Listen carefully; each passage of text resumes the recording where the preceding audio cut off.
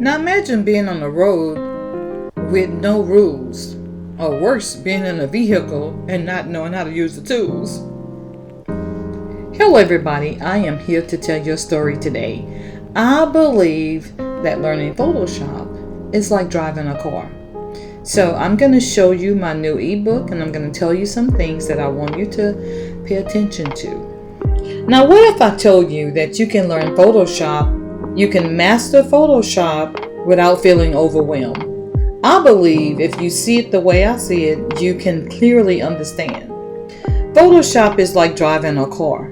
When you get in a car, you have tools inside of that car that you have to learn to use. When you get on the road, you have rules on the road that you have to learn how to use. You're just gonna go to different places. You're gonna use those tools, apply those rules, and go different places. In Photoshop, there's tools that you must know. There's some rules that you can use. You're just going to use those rules and those tools over and over again. You're just going to make different things. Here's a sneak peek of my new ebook where I teach how to make a balanced design using simple tools. And I also want to go here with some images that I've taken as well as some products that I've created.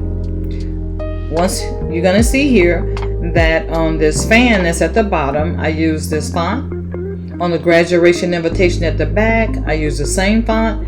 On the front of the invitation, I use the same font. Consistency is key.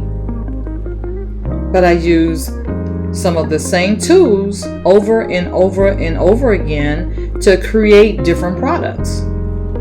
Just like you have to learn the tools in a vehicle, the rules of the road, you have to learn, and I'm here to teach you.